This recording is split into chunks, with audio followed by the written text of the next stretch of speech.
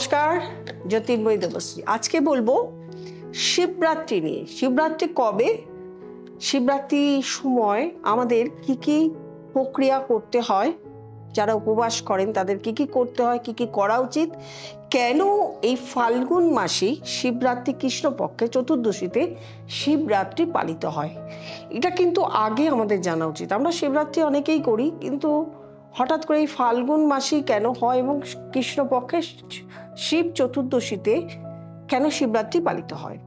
শিবের ভক্ত কিন্তু আমাদের শুধু সারা দেশে নয়, সারা পৃথিবীতে ছড়িয়ে আছে। হিন্দু ধর্মে শিবের ভক্ত প্রচুর এবং শিবরাত্রি করেন, এরকম করেন না খুব কম আছেন, করেন অধিকাংশ ব্যক্তি আছে। প্রায় 90% ব্যক্তি শিবরাত্রির উপোস করেন, উপবাস পালন করেন।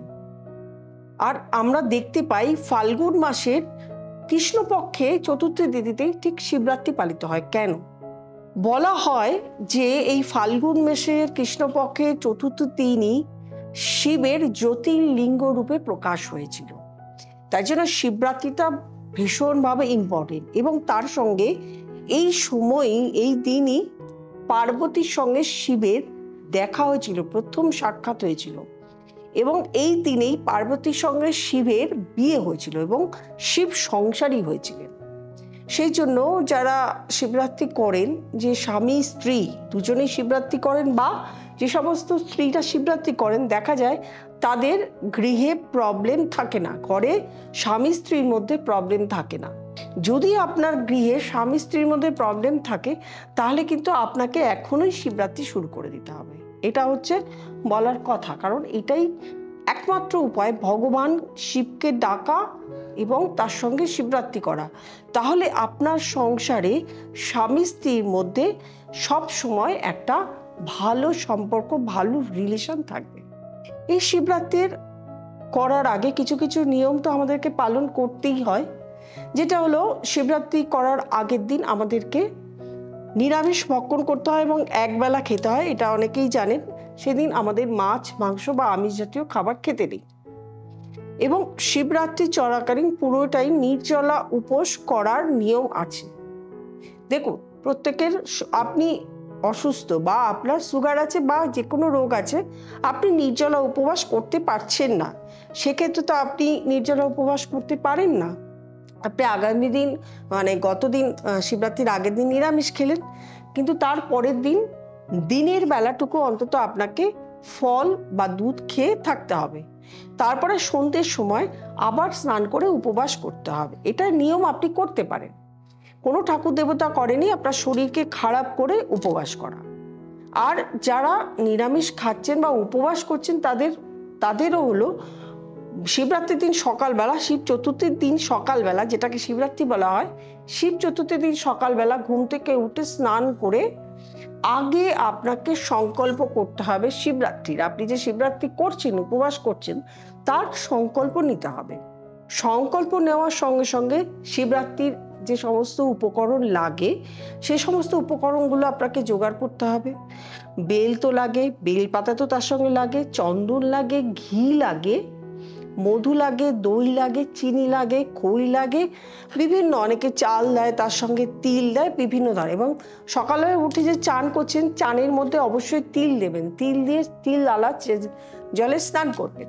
তারপরে আপনি স্নান করে উপবাস শুরু করবেন। এবং শিবের জন্য ধুতরা ফুল, কণ্টক, কাটা এবং তার সঙ্গে বেল, আরও ফল, 5টি অন্তত ফল, বেলপাতা, এগুলো আপনাকে জোগাড় করতেই হবে। এবং শিবরাত্রিতে যারা উপবাস করেন, অনেকেই আছেন 4 প্রহরে জল ঢালেন, দুধ দিয়ে, দই দিয়ে, ঘি দিয়ে, মধু দিয়ে, পরপর এগুলো ঢালতে হয়। প্রথমটা দুধ, তারপরে দই, তারপরে ঘি, তারপরে মধু। তো এই 4 প্রহরের জল অনেকে সারা রাত ধরে ঢালেন। প্রহর ভাগ হিসাব করা হয় যে এই 24 ঘন্টা বা 12 ঘন্টা রাত, এই রাতের মধ্যে 3টে করে প্রহর ধরা হয়। 3 ঘন্টা 3 ঘন্টা করে করা হয়, সেটা একটা প্রহর ভাগ আছে। এবার ধরুন আপনি এই পুরো প্রহর আপনি জল ঢালতে পারছেন না, তাহলে কি করবেন? আপনাকে 4 প্রহরের জল একবারে ঢালতে হবে, তবে সেইভাবেই ঢালতে হবে। আগে দুধ দিতে হবে, তারপরে দই দিতে হবে, তারপরে ঘি দিতে হবে, তারপরে মধু দিতে হবে। এইভাবে পরপর আপনাকে 4টি প্রহরের জল 4 বার দিতে হবে। 4 বার করে দুধ, একটা প্রহরের জল হলো, তারপরে আবার আরেকটা প্রহরের জল, তারপরে আর একটা প্রহরের জল, এই করে আপনাকে 4টি প্রহরের জল একেবারে দিতে হবে। তো এই তো গেল শিবরাত্রি নিয়ে, শিব চতুর্দশী নিয়ে। এইবারে আমরা বলি যে এই শিব চতুর্দশীর দিন আমরা কোন কোন গ্রহের কাজ করতে পারি। প্রথমে হলো যে রাহু এবং কেতু যাদের প্রবলেম রয়েছে তাদের কিন্তু শিব পুজো করতে হয়। এই শিব পুজোর দিনই রাহু, কেতু, কালসর্প যোগ, এই 3টে যোগের প্রতিকার করা হয় এবং 100% সাকসেস দেয়। সেই প্রতিকারে খুব ভালো প্রতিকার তৈরি হয়। এছাড়া চন্দ্রের যাদের ডিস্টার্ব রয়েছে, যাদের চন্দ্রের ডিস্টার্ব, শনি চন্দ্র কানেকশন রয়েছে, শনি চন্দ্র 20 যোগ রয়েছে, রাহু চন্দ্র যোগ রয়েছে, গ্রহণ যোগ রয়েছে, চন্দ্র কেতু গ্রহণ যোগ রয়েছে, তাদেরও কিন্তু এই সময় গ্রহগুলোকে ঠিকঠাক করার কাজ কিন্তু এই সময় করা যায়। এছাড়া যাদের গৃহে প্রবলেম রয়েছে, স্বামী স্ত্রীর মধ্যে প্রচন্ড অশান্তি রয়েছে, বিয়ে একেবারেই হচ্ছে না, বিয়ের কানেকশনগুলো কেটে কেটে কেটে কেটে চলে যাচ্ছে, অর্থনৈতিক দিক যাদের ঠিক নেই, এই সমস্ত কারণেই কিন্তু শিবরাত্রির দিন কাজ, যে কোনো কাজ যদি আপনি করা যায় তাহলে সেই কাজগুলো খুব ভালো কাজ হয়। এই কথা বলার মানেই হলো আপনারা যদি কোনো কাজগুলো করাতে চান তাহলে অবশ্যই যোগাযোগ করতে হবে, নিচে স্ক্রলে যে নাম্বারটি যাচ্ছে সেই নাম্বারটিতে। এছাড়া আপনারা শিবরাত্রি পালন করুন। শিবরাত্রির দিন যে যে প্রসেস আছে, শিব একমাত্র বেলপাতাতেই সন্তুষ্ট। এছাড়া যে যে প্রসেসগুলো আছে সেই প্রসেসগুলো মেনটেন করুন। শিবরাত্রি পালন করে আপনি শিবের কাছে আপনার যে সমস্ত প্রবলেম আছে সেই সমস্ত প্রবলেমগুলো বলুন।